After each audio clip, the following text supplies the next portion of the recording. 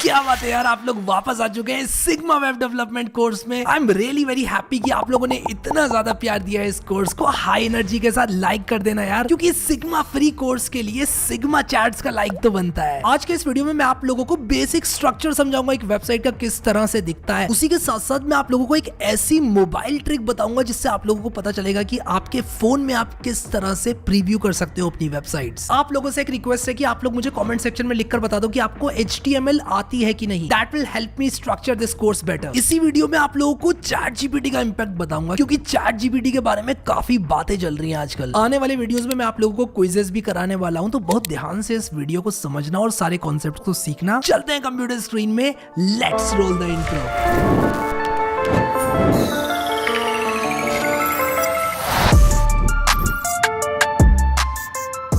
So guys, मैं आ चुका हूं अपनी कंप्यूटर स्क्रीन के अंदर और अभी हम लोग बात करेंगे कि किस तरह से opening tags, closing tags, structure basic एक वेबसाइट का ले होता है। तो यहाँ पर जो मेरा फोल्डर था, इसके अंदर मैं वीडियो 3 नाम से एक फोल्डर बनाऊंगा। न्यू फोल्डर वीडियो 3, और वीडियो 3 के अंदर शिफ्ट राइट क्लिक करके ओपन विद कोड खोल दूंगा। और यहाँ पर आप लोग देख सकते हो कि जो मेरा थीम है वो ब्लू कलर का हो रखा है। और बहुत सारे लोगों ने कहा कि यार ब्लू थीम अच्छा नहीं है। अब देखो यार, जो थीम होती है वो तो अपनी अपनी चॉइस होती है। अगर आप कलर थीम चेंज करना चाहते हैं तो आप अपना जो कलर थीम है वो चेंज कर सकते हैं। मैं गिटअप का डार्क वाला यूज करना चाहता हूँ, गिटअप का डार्क यूज कर सकता हूँ, आपकी चॉइस है। एक नई फाइल को बनाने के लिए मैं यहाँ पर index.html डालूंगा। हमने ये तो ऑलरेडी बात की थी कि यहाँ पर अगर मैं टाइटल ऑफ द पेज लिख दूं और यहाँ पर कंटेंट लिख दूं और फिर यहाँ पर लिंक टैग का इस्तेमाल करके यहाँ पर एमेट का यूज करके style.css लिंक कर सकता हूँ।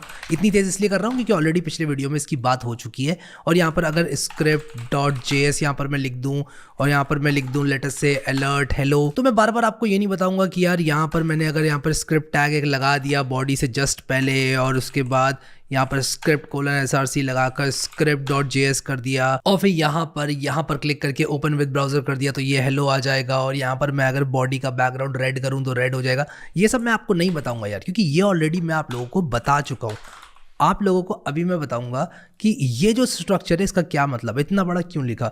ये एक डाउट होता है एक बिगिनर को कि यार हम डायरेक्टली ये टाइटल और ये सीधे कंटेंट क्यों नहीं लिख सकते, ये इतना सारा लिखने की ज़रूरत क्या है। तो यही बताऊंगा आपको कितना सारा लिखने की ज़रूरत क्या है। इसको रिलोड करूंगा, देखो यहाँ पर जो कंटेंट था हमारा वो आ गया और ये यहाँ पर रेड कलर हो गया।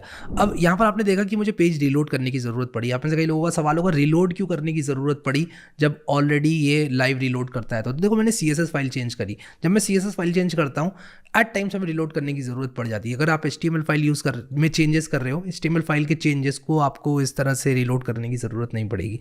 अब यहाँ पर मैं क्या करूँगा, आऊँगा वापस और आप लोग को समझाऊँगा। ये एक बेसिक स्ट्रक्चर होता है किसी भी HTML वेबसाइट का। सबसे पहले हम लिखते हैं डॉक टाइप HTML, फिर लिखते हैं HTML टैग। अब देखो ये HTML टैग का ओपनिंग टैग, ये आ गया क्लोजिंग टैग।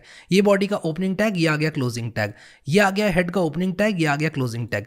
यानी कि इसके अंदर का जो भी मसाला है वो हेड का कंटेंट है। HTML के अंदर का जो भी मसाला है वो क्या है, HTML का कंटेंट है। उसी हिसाब से टाइटल के अंदर जो भी चीज़ है वो टाइटल का कंटेंट है।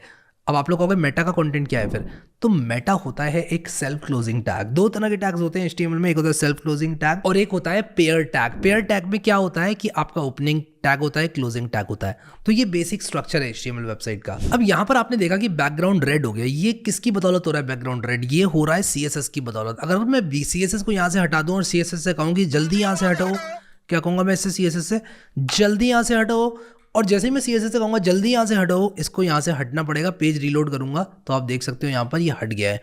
इसी तरह मैं जावास्क्रिप्ट से भी कह सकता हूँ क्या, जल्दी वहाँ से हटाओ। आप देखो यहाँ से मैंने कहा तो अलर्ट आना भी बंद हो जाएगा। ठीक है, तो आप देखो अभी रिलोड करूँगा तो अलर्ट आना भी बंद हो गया। तो ये जो HTML कंटेंट के अंदर मैंने CSS और जावास्क्रिप्ट ऐड करी थी, ये एडिशनली CSS और जावास्क्रिप्ट की फंक्शनैलिटीज़ को इस HTML पेज के साथ लिंक करने के लिए हमने यूज़ किया था। अब टाइटल टैग के बारे में मैंने आपको ऑलरेडी बताया, ये पेज का टाइटल सेट करने में यूज़ होता है। अब सिर्फ इसका मकसद ये नहीं होता है कि आप ऊपर यहाँ पर टाइटल देखते हो, जो सर्च इंजन्स होते हैं वो भी इस्तेमाल करते हैं इसको। यानी कि जो सर्च इंजन है जैसे गूगल है, अगर आप यहाँ पे लिखोगे कोड विद हैरी HTML मान लो, तो कोड विद हैरी का HTML इंट्रोडक्शन, HTML वर्किंग, ये सारे टाइटल्स मैंने डाले हुए हैं पेज पे। आप देखो यहाँ पर ऊपर HTML इंट्रोडक्शन, ये टाइटल है पेज का। तो ये जो टाइटल्स होते हैं पेज के, ये सर्च इंजन के द्वारा यूज किए जाते हैं और पार्स किए जाते हैं।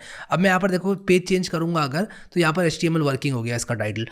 अब मैं दोबारा से पेज चेंज करूंगा, आप देखो यहाँ पर HTML इंस्टॉलेशन हो गया इसका टाइटल। तो टाइटल्स जो होते हैं वो चेंज होते रहते हैं, उसी के साथ साथ जैसे जैसे चेंज करता रहूँगा मैं, ये चेंज होता जाएगा होता जाएगा होता जाएगा, जैसे कि आप लोग देख सकते हो। ठीक है, तो HTML पेजेस के टाइटल का मतलब सिर्फ ये नहीं होता है कि आपको ऊपर यहाँ पर ये दिख रहा है, ये SEO में भी बहुत ज़्यादा यूजफुल होते हैं और ये बताते हैं कि पेज के अंदर का कंटेंट क्या है। तो ये जो है डिस्क्राइब करते हैं पेज के कंटेंट को। जैसे कि मुझे यहाँ पर पता चल रहा है HTML एग्जीक्यूशन क्या है। HTML एग्जीक्यूशन का मतलब है कि HTML कैसे एग्जीक्यूट हो रहा है, इस पेज के बारे में मुझे बताया जा रहा है। तो पेज का टाइटल चेंज करना एक बहुत अच्छी SEO प्रैक्टिस है। तो किसी भी फ्रेमवर्क से हम लोग वेबसाइट बनाएंगे, हम पेज के टाइटल को चेंज करते जाएंगे। अब यहाँ पर ये जो हेड सेक्शन है, हेड सेक्शन के अंदर पेज का मेटा डेटा होता है, जैसे कि टाइटल हो गया और आपका कौन सी स्क्रिप्ट से आप लोग लिंक करना चाहते हैं वो हो गया। उसी के साथ साथ और भी मेटा टैग्स होते हैं जिनके बारे में मैं आपको आगे बताऊंगा।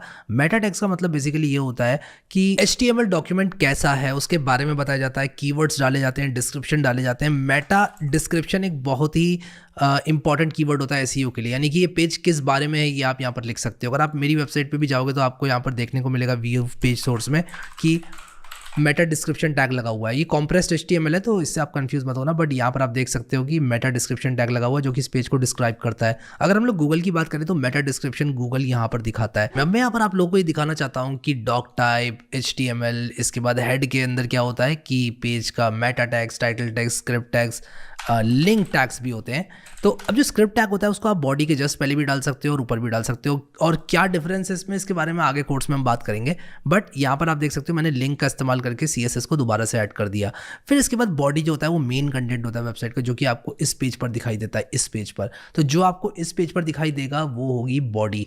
ठीक है, बॉडी के अंदर जो भी डालोगे वो यहाँ पर आपको दिखाई देगा और आप जो भी स्क्रिप्ट डालोगे वो एग्जीक्यूट होगी। अब यहाँ पर स्क्रिप्ट डालने से और हेड में स्क्रिप्ट डालने से क्या होगा ये मैं आप लोगों को आगे बताऊंगा कोर्स में, लेकिन ये एक बेसिक स्ट्रक्चर है HTML वेबसाइट का। lang is equal to en एक एट्रीब्यूट होता है, ये किसी भी टैग के साथ अंदर lang is equal to en किया तो lang एक एट्रीब्यूट है जिसकी वैल्यू en है। तो ये की वैल्यू पेयर्स यूज़ किए जाते हैं जो कि इस टैग के बारे में बताते हैं। जैसे कि मेटा टैग के अंदर name is equal to description use किया है, तो जो name is equal to description है वो एक एट्रीब्यूट है। और VS कोड में आप होवर करोगे ना तो ये आपको इसके बारे में कई बातें बताएगा। देखो मैंने नेम पे होवर किया तो ये बता रहा है इस पूरे एट्रीब्यूट के बारे में कि ये एट्रीब्यूट क्यों, क्या, कैसे इस्तेमाल होता है। अब मोस्ट ऑफ द कंटेंट जो होता है ना बॉडी के अंदर का, वो मोस्टली जो HTML रॉ है वो आप कॉपी करोगे, मोस्टली codevithery.com जैसी वेबसाइट से आप यहाँ पर आकर जो भी सोर्स कोड है वो कॉपी करोगे। जैसे अगर मैं बात करूँ फॉर्म्स की तो HTML फॉर्म्स वाले इस पेज में आके आप इसको कॉपी कर लोगे यहाँ से और अपना फॉर्म बनाना शुरू करोगे और मॉडिफाई कर दोगे। तो कॉपी पेस्ट करना बहुत ज़्यादा इंपॉर्टेंट होता है मेरे हिसाब से। एज अ सीनियर डेवलपर आपको पता होना चाहिए कि कॉपी पेस्ट कहाँ से करना है और कब करना है। And I am not saying this sarcastically, ठीक है, सरकास्टिकली नहीं बोल रहा हूँ, ये चीज़ हमेशा सेम रहेगी। अब आप इसको टाइप कर लो या कॉपी पेस्ट कर लो, ऑब्वियसली आप इसको कॉपी पेस्ट करना प्रेफर करोगे क्योंकि यार ये चेंज तो होने वाली है नहीं, जो फॉर्म है वो फॉर्म रहेगा। और आप अगर कॉपी पेस्ट वगैरह करते हो तो आपका टाइम बचेगा। फिर इनोवेशन आपको दिमाग वहाँ लगाना है जो चीज़ कॉपी पेस्ट नहीं हो सकती। तो आप इसको एज अ सिग्मा रूल समझ लो कि आप लोग कॉपी पेस्ट करोगे वो चीज़ जो कि कॉपी पेस्ट होनी है, और जहाँ दिमाग लगाना है वो कॉपी पेस्ट हो नहीं सकती, तो वहाँ पर आप टाइम बचा के दिमाग लगाओगे। The most important part of being a senior software developer is to where to copy paste from, which Stack Overflow question to copy paste from, and how to paste it from where। Copyright Codewithary 2024, 25, 26 जो भी आप समझ लो, ये मेरा copyright statement मैंने बोल दिया है, लेकिन इस स्टेटमेंट में बहुत ज्यादा दम है। अब मैं आप लोगों को एक ऐसी टेक्निक के बारे में बताऊंगा जिससे कि आप इस वेबसाइट को, यहाँ पर हम जो भी डेवलप करेंगे वो इस मोबाइल में आप लोग देख पाओगे। अब जो स्टेप्स है उनको ध्यान से सुनना। राइट क्लिक करना, टर्मिनल खोलना और लिखना IP config। अगर आप लोग पुराने वर्जन में हो तो कमांड प्रॉम्प्ट या पावरशेल भी खोल सकते हो। IP config लिखकर जैसे ही एंटर मारोगे आप यहाँ पर देखोगे IPv4 एड्रेस आपको देखने को मिलेगा 192.168.1.199। अब ये जो IP एड्रेस हम लोग को यहाँ पर मिला है इसको मैं करूंगा कॉपी। तो ये IPv4 एड्रेस है, इसको कॉपी करूंगा और अपनी सेटिंग्स में लिखूंगा लाइव प्रीव्यू। ये जो local IP host address to host your files on ये लिखा हुआ है, इसकी जगह पर मैं लिख दूंगा अपना IP एड्रेस। और ये करने के बाद मैं अपना VS कोड रीस्टार्ट कर लूंगा। आप लोग को एक चीज और इंश्योर करनी पड़ेगी कि आप लोग अपनी वाईफाई सेटिंग्स में जाकर आपका जो नेटवर्क है उसे प्राइवेट नेटवर्क कर लें। पब्लिक नेटवर्क नहीं होना चाहिए, प्राइवेट नेटवर्क होना चाहिए। नेटवर्क एंड इंटरनेट, वाईफाई, जिस भी वाईफाई से आप कनेक्टेड हैं उसको प्राइवेट नेटवर्क कर लें। और अब आप लोग राइट क्लिक करके शो प्रीव्यू करेंगे तो आप यहाँ पर देखो ये आपका IP एड्रेस आपको देखने को मिलेगा /index.html।